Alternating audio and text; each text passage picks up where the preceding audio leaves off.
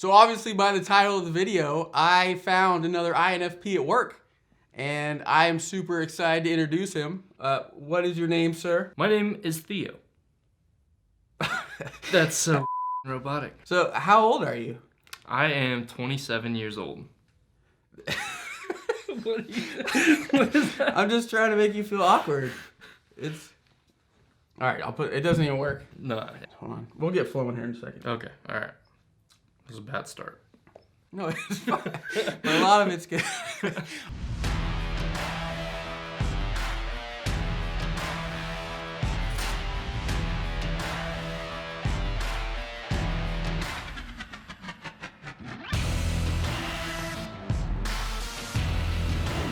When did you find out about being an INFP? How did you find out? So, I never knew anything about personality traits. I never knew anything about MBTI.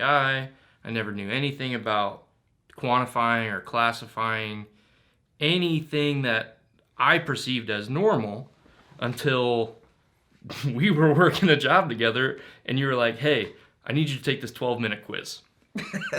Since I took that 12-minute quiz, I've been kind of flabbergasted by how enthralled and Don't use that word on this channel. I've been really interested in the whole process, and I've been having everybody I know take the test because now I just want to keep diving in.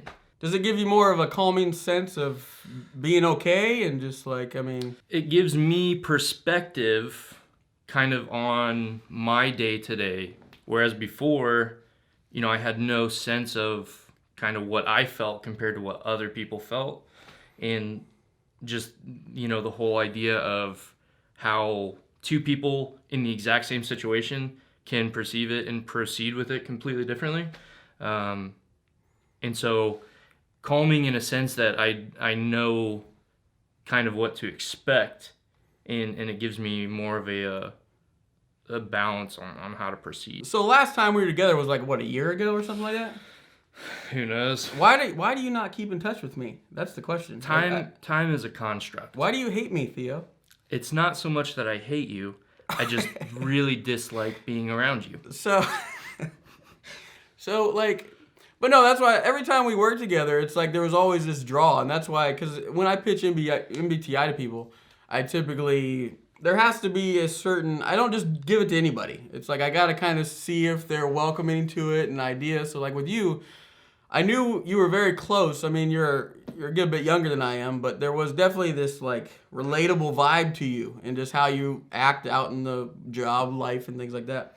So that's where it came about. But in our work life, we are kind of around a lot of those salesmen and things like that. It's mostly like an ESTJ type dynamic from them. The majority, not all of them, but the majority of the salesmen we have are more of that ESTJ type, which right. Is a good opposite for us. So when you're on a job and you're there for like a couple weeks, you're working like 12 hours a day, you really know what's up. You and so when these salesmen, they come in and they're there for a day and they start discussing their pedigree with you and whatnot. And their background and things like, so when you express an idea of what you think is the solution to this customer's problems, etc. Which, if I may interject, typically is the correct idea. Okay, yes. But continue. Yes. Proceed. So when was that your phone? Yeah. When they tell you that you're wrong and your idea is wrong and their idea is right and this is what you have to do, how does that make you feel? Well, Sean, I'm glad you asked, because it makes me feel like it is a perfect opportunity for me to take myself to the nearest corner and go myself.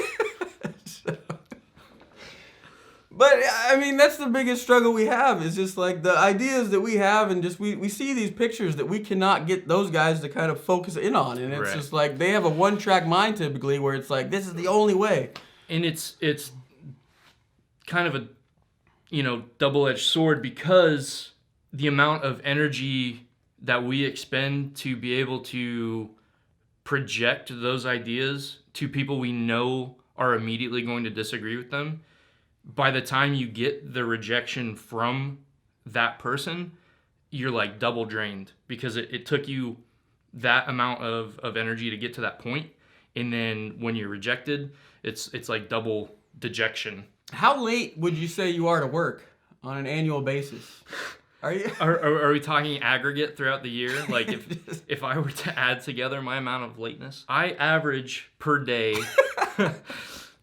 approximately 20 to 30 minutes late. I'm pretty sure if I'm not mistaken, I think we set a 10 o'clock arrival time for you and I to meet up at my house. Would we like to tell the viewers what time I arrived? I feel that very disrespectful, Theo. Yeah. So it's not so much that you should feel disrespected. It's just an indicator of how little I want to be here. So what kind of creative hobbies do you have? Do you have anything creative, or are you just some boring person? Yeah, so I am a musician. I play bass guitar. What, like a band? Yeah. We never talk. Like, I think this should be a good opportunity for us to kind of bond. Yeah. And somewhat make our best friend relationship status on a higher level. Well, it's good to meet you, finally. Yes. Long time, first time. We don't talk a lot. No, we don't. And we can attribute that really to, in all seriousness, we both have kind of wild work lives and don't get a lot of free time. And when we do have the free time, we don't have the energy to expend it on each other, even though we are super similar and get along pretty well, clearly. But yeah, no, I play bass in a band. I've played bass for 17 years, and that's really my creative outlet, whereas you obviously make cool videos. I try to make cool music. And it's important, that's what I'm saying, for types like us, it's just important to find whatever that creative thing is that you enjoy. So It's just like trying to keep hacking away at that stuff. It's good to have the outlet. Yeah, that's what it is. I mean, the video stuff for me is an outlet, for you, the guitar. So do you get in front of do you sing? I do sing. Do you really? Yeah, I really do. Like in the front? Yeah. Nice. I do. So it's funny because the way I always describe myself to my family is that, I'm a total introvert, dislike social interaction. But again, I mean, being with you out in the work life, it's kind of, you don't really notice that from us, because you know how we both get, where we are interacting. Yeah. But again, at the end of the day, we both kind of feel that drain thing because of the need we have to socialize and things like that. Yeah, no, we have to put on the mask for work, and so we're this perceived, extrovert to all of our clients. When as we get home and got to recharge that emotional battery from all the we did throughout the week, throughout the last couple of weeks. So yeah, introvert in life, fake extrovert at work, but an introverted extrovert on stage, when I'm behind a guitar. No, that's what it is. It's, even for me, it's like anything I do that I enjoy and I'm really in tune with, I can just be super animated, and that's when I really come alive. Right. So how clean do you keep your car? I feel attacked. No, the audience just wants to relate. So I don't keep my car clean, and I, will, on the way to a job, I'll stop and get a burger or whatever, and then I roll the wrapper up and I toss it in my back seat. And then I'm drinking a bottle of water and I finish it and I put the cap on and then I toss it in my back seat. And then, anything else that could be potentially tossed is tossed in the back seat. And the whole idea is that when I get home, I will empty my back seat out and I will take those items from my car trash can, which is the back seat, to my actual trash can. And then I don't. And then it just continues to build up. So yeah, if we could keep the video in here and not go look at my car, I'd appreciate it. No, I mean, as you can look back by my stuff, you know my room. Like you made fun of it when you walked in here. I did a little bit. I felt attacked. Yeah. And it's not going to be on video, so you are the target right now. I'm the target. So I have a lot of viewers that are tossing me a lot of anime interest. I'm not one of the ones that have ever really gotten into anime. Sure. Nothing wrong with it. It's just never been something so I know you are you got an anime character on the back of your car. Yep. Who is that? It's Spike from Cowboy Bebop. Okay, I don't know who that is. That's okay. You guys will, hopefully. So, but no, I mean, I got a lot of requests for that, and you're kind of, I'm looking for you to be some of my INFP liaison anime guys. So when we make videos, because I think it is cool to put in an anime type video down the road, Yeah. and it's just talking that INFPs or why do you watch anime? What's the draw to it for you? So my draw to anime is that I was a big cartoon watcher when I was a kid, right? Yeah. But Saturday morning cartoons typically don't have a lot of substance, right? So like when I go back now and I try to watch cartoons I watched as a kid, there's not enough substance to really keep me coming back. So anime was kind of that branch to, yes, it's animated, kind of feels like a cartoon, but it has in some of the series certain character developments and story wise,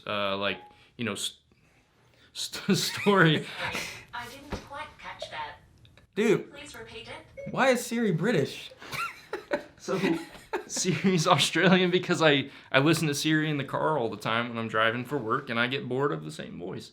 I just switch it up. Anime has the character development and the story arcs and kind of the more adult themes that are interesting now as an adult or a perceived adult by age.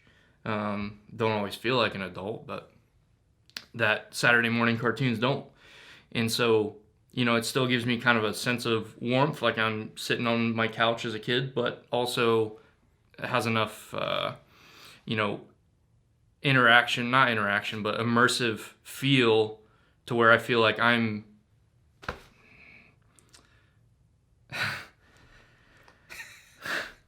I'm going to leave that part in the video here. Don't. It still has, a certain point of engagement to me as a viewer to where I feel interested, as a more of an adult. But the cool thing about anime is that a lot of these characters are written in such a way that their personality traits are usually bigger than they would be and more noticeable than they would be like if you're interacting with a human. So the way that they're written, the whole idea is that you're able to tell kind of what personalities they have in very small sample sizes. So kind of like you making me take that test, you can watch some of these characters and try to figure out kind of what personalities they're written as. So, Sean, I've got a question for you. No, that's not how this works. Oh, how the turntables. Turntables? Yes. The table turns? So, my question for you is what were the indications during our interactions that kind of gave you the idea that I may, in fact, be an INFP, and it gave you the opportunity to grill me about it? I didn't grill you about it. All right, let me rephrase. What were some of those interactions that gave you the idea to physically assault me about it? No, it's like I've been studying this stuff for like 8 years now, or probably a little longer now, but it's like it's so much in my head to where when you really dive into this stuff, you kind of subliminally have these things where you do put people in a box in a sense. So it's like when I work with Jim or when I work with you, I kind of place people in a box where I'll talk to him and interact with him because he's more of an ESTJ type. Sure. I'm not going to do that with you. So like with you, when I interact with Jim, I'm exhausted. Like I'm doing stuff that's catering to him, and I just know how he likes to be, and he's very stubborn. I mean, we know how he is. So, but with you, it's more of I'm not exhausted talking to you. So it's like there's things that I would see in you that you crack me up because it's like you do something that's completely you think is awkward, but I'm sitting there cracking up inside or outwardly because it's just something that I totally see in myself. And relate to it. Yeah, and you portray it a different way that I do. It's not, I mean, we aren't obviously the same in that sense, but there's certain things that we're just interacting with you whenever we get together, 6 months, a year, whenever they put us together on a job. Which I actually think we're scheduled for something next week. Are we? In Rhode Island. Oh, you're going there too? I think so. Nice. Yeah, that's where I'm going. Nice. But Jim's going to be there. I'm sick. I'm sick that day. But no, I mean, that's what it is. So it's like when you really dive into this stuff, you can kind of see those functions and the function stack of how a person's going to I mean, yes, you put on the extroverted show like I do at work. Right. But I can also, I have the ability to see under those, because that's the thing. It's like I try to look past people's put on a show, and I pick up little pieces that I kind of put together with some kind of weird, the way our minds work with kind of putting data and things that we absorb, Yeah. like puts it in a little area to where I seen stuff. And with you, I think I had one of the letters off maybe. I wasn't too sure. I had you in the mind of a similar personality type, but it wasn't necessarily an INFP. So when you got the INFP, it was cool, but also a lot of it made more sense when I started thinking about it even more. So like Right. I think I had you maybe in an F or a T that I was kind of on the border with that, because we don't work together all the time. Right. It was just the minimal interactions that I had to work with where Sure. I kind of knew you were similar. And again, the age difference, I think there is a difference of where I'm not going to so much see me at times because you're in a different age range where Right. we're just on a different development scale with it all. But And both my hips work what? because you're older. That's not funny. That was funny. My hips are fine. Yeah. I can run. All right. Well, you can cut that then. Do you see where you want to go in life, or do you have any idea of what you want to do, or you have like a direction, or is it kind of? No. So my life path, as I see it, looks a lot like the backseat of my car. Just a mess. Trying to clean it up. Never end up cleaning it up. So I'm just kind of going with the flow right now, doing what works. And But honestly, I mean, again, I'm just a future personality type, and it's like that's how I've lived my whole life, and I haven't got super burned by it. But it's like Right. the structure and just being able to flow and just kind of be chaotic and just like, it's like that's more natural to us, and we can Yeah. kind of find our way. But you still get that lost feeling of like everyone else seems to be on this path, and I have no idea what's going on. It's kind of, but it like makes sense. Like you'll find your way through life with just doing those things and just swerving off those paths at times and coming back to it. well, anytime I try to structure how I perceive my future, it's like I come up with a plan, and then I second guess the plan, and then I completely doubt the plan, and then I abandon the plan. And that's my go-to for trying to get my together. What kind of music genres are you into? That's a good question. Thank you for asking. You're welcome. Theo, what's the...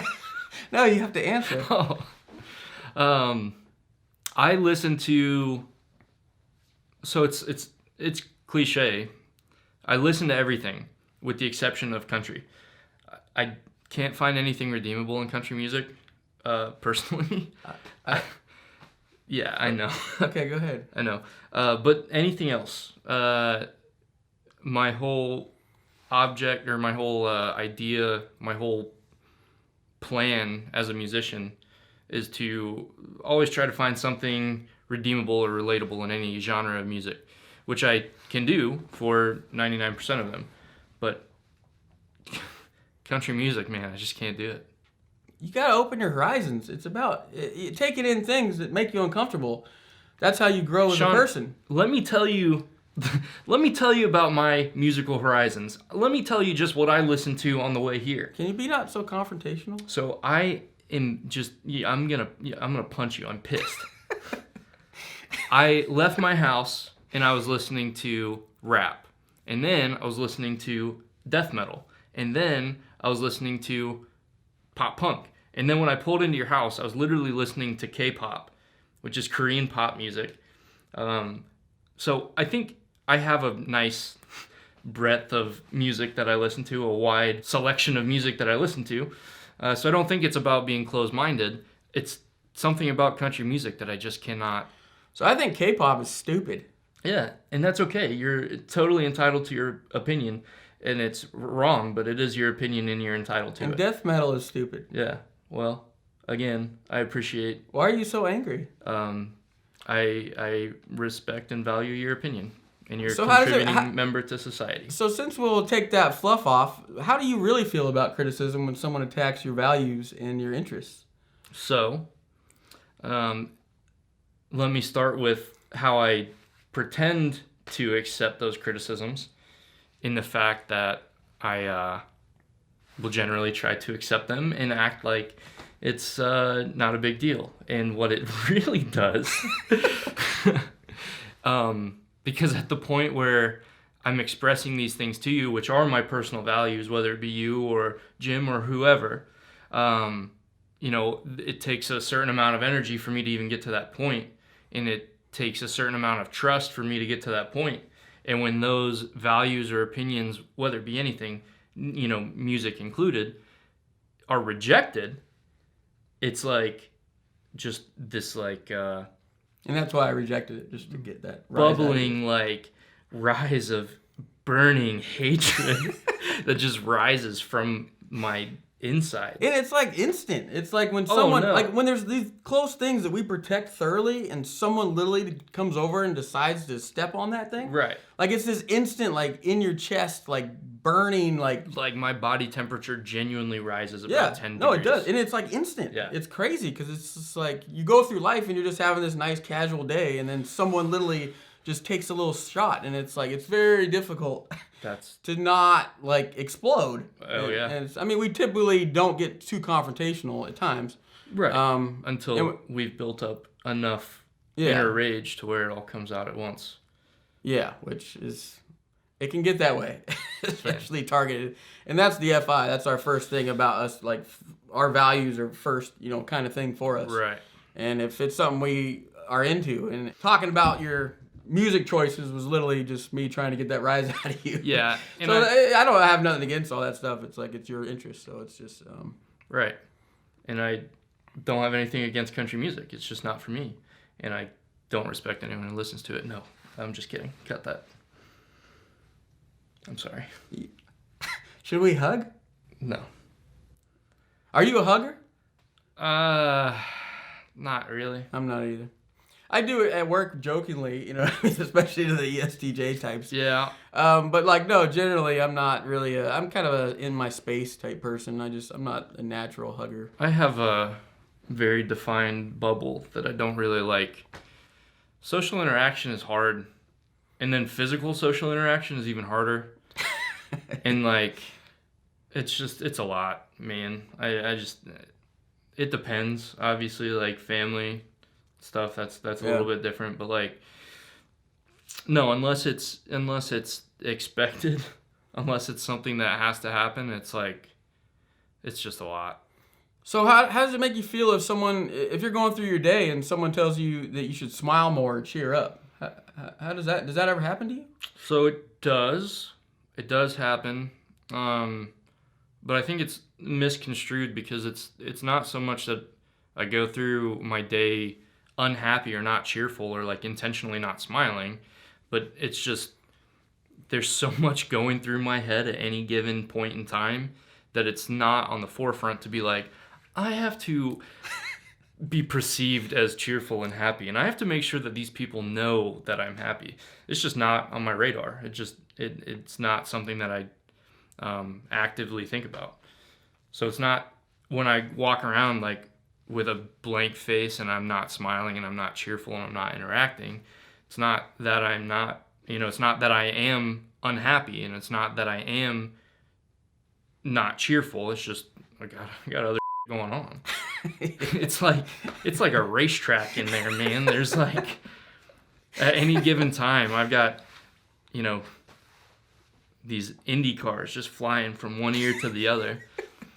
But we compose it to where, if you don't really relate to the type, people are going to look at you like you're just what's wrong with that guy? Yeah. He's robotically just walking down the hallway and not really, he's in a zone. Right. And it's literally, we're just in our head trying to unravel everything that we got up there. Yeah. And make sense of it to where we can outwardly process it to the rest of the world without it being garbage.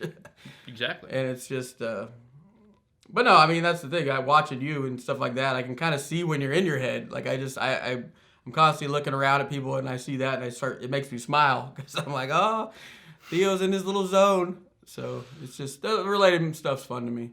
All of these interactions that we have are so calculated, and when you do have, an instant reaction to something or someone or something that someone says, it can easily haunt you if I'm going through the drive-through and I get my order and they say, enjoy your food, I'm like, thanks, you too.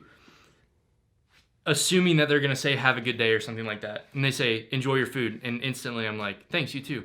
And then that is like on my mind for the next couple months. Like, I just told the person who works here to enjoy their food. And like, it's just something as small as that. Like, it's not significant. It's not, they're not going to think about it more than 10 seconds, but it's going to haunt me for months. And that's the thing. It's those little things that just eat us alive at times. It's like I have all kind of interactions where it could be just this rude person or whatever that comes across my way and says something. It's nothing I did. It's Right. just some person says some comment to me. Yeah. That it literally, and they totally forgot about it. They've moved on with their life. But me, I go home and I'll think about it for like months. Yeah. And dwell on it. And I'm just like, could I have done something better? How could I have prevented that from happening? Is there something, it's like, but Right. there's nothing you could do. It's just going through life, and it's just this little sting to where we really just process. We try to calculate all of these encounters to be able to avoid situations like that. Yes. And every day you're reminded that it's not all, able to be calculated. No. And we get those reminders, but we also have that bank of those things happening. And then I don't know if it happens to you, but like all the time I'll get these little flashes of like awkward stuff or uncomfortable stuff that has happened like as far back as I can remember. And I'll get something will like trigger it. And then it comes up and it's like something that happened when I was 6. And I'm like, oh man, that was awkward and uncomfortable. And then that's on my mind for like a couple of weeks. I don't know if that's you or anybody, but... No, absolutely. There's a lot of things in my past where it's not like wide ranges of a whole year, but there's specific things, whatever age I am, that like stay with me, even to this day. Like, Yeah. they're vividly, and it's random how they pop up. It has nothing, you might not even be doing that exact same task that you were doing, but something triggered it to where you just went back in time really quick to that exact same moment, and you're like, what the, here we go again. Right. it's Right. it's just frustrating. But I mean, that's the thing. I think we put so much time and energy into thinking about how to prevent things and interactions to avoid conflict and whatnot, like things like that. But it's like, how often do those things even come true? It's like, I feel like I'm prepared because I'm overly prepared because I'm thinking, okay, going into this job tomorrow, I got to think about this. I think about all this stuff to avoid as much conflict as I can for myself to make my day better. But at the same time, it's like 90% of that stuff never comes to light, like all the negative stuff. But kind of if it did, I'd be ready for it. But again, it's a lot of time wasted up in my head, which I have a lot of stuff up there I got to process through anyway. Exactly. So keeping that stuff up there and just thinking about it and dwelling on it, it sucks. But it's just... It does suck. And it kind of back to what we were talking about earlier. Like, we have a very hard limit of emotional energy we can expend. Yeah. And that takes up a lot of it. And like, I don't know about you, but like for my emotional battery to recharge, it takes a long time. Like if I drain that to 0, it takes a long time for me to get back to 100. And then just little stuff like that, getting a flashback of when I was 12 and said something stupid to a guy at the grocery store. It's like, boom, instant. Half of it's gone.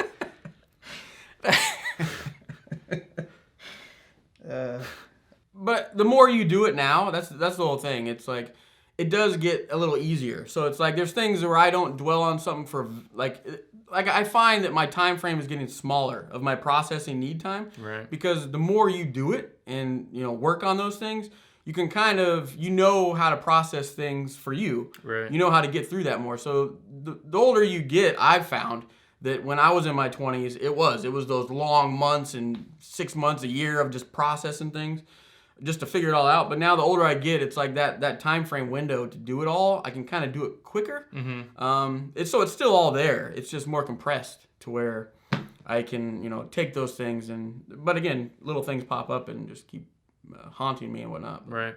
But no, it's just the older we get, you kind of learn how to process your way. More efficiently. Yeah, more efficiently, and just to get through it. So in my opinion, it's always going to be there for us, things like that, but it gets easier. Right. So the time put in right now, it's not like for nothing. It's like you're going through a harder time, but it's like it does get easier, in my opinion. Sure. With how to do it. All right, Theo. I guess we can end this video. It's been like long, I think. We've been talking for 6 hours, I think. No, it's not 6 hours. I would never talk to you for 6 hours. Yeah, no, me neither. You don't have to just agree with bad things all the time when it comes to me and our relationship. I don't not have to either, though. Yeah, no. Why can't you just see my way as being the right way? Like it usually is, though, right? You would agree? Well, because that involves giving you more credit than I think you deserve. This is supposed to be a very happy channel and positive reinforcement. No, I'm We don't positive. need negativity in here. I'm positive. And I kind of take offense to it right I'm now. positive that you're positively the worst. On that note, Well, I appreciate you having me on. no, I appreciate it too. It's good talk. But no, all jokes aside, you know, I appreciate you kind of showing me this world of how to quantify, you know, the stuff that I go through and you go through every day, and kind of give it some meaning, you know, rather than just feeling lost in myself all the time. So like, I do appreciate that genuinely, and it's kind of opened up a new world of information for me, and I think that's important. And hopefully, you know, I've obviously been watching your channel since you've told me about it, and haven't been on it, but I've been a fan and subscribed and stuff, and hopefully that, you know, these things that I'm pulling from your videos as your friend, you know, some of the viewers are pulling from as well, without maybe having that direct personal interaction with you that I do. And two, like, there's a small little few amount of people that I tell about my channel in my real life. So, I mean, that just shows my trust in you, and that's where I have that, you know, it's kind of, but it's, I don't vibe with a lot of people out there, but when I do find someone, I like to just give all my stuff to them and share and this and that. So it's like, that's why I just like, and that's why on this kind of YouTube realm, it's like you can kind of share to everybody and they kind of get it more so than how we're treated somewhat out in the real world. So Right. And just one last note, it probably takes a lot less emotional energy to have people that you don't directly know taking in your creative outlet, rather than giving somebody that you do know, you know, this creative outlet with the opportunity for them to reject it, or, you know, items like that. yeah, and that's what I mean. It's like I don't see the commenters as not real people, and we have great conversation and things like that and relate and all this. It's just, but there is that disconnect from emotional connectivity to where in my real life, you know what I mean? If I show someone my channel then and they have direct access to me physically, Right. they can put on more of that negative talk and criticism and things that I just don't typically have energy for. Sure. Hugs? One last time? Just. Thanks, Theo. All right. Thanks for watching, guys. All right, see you.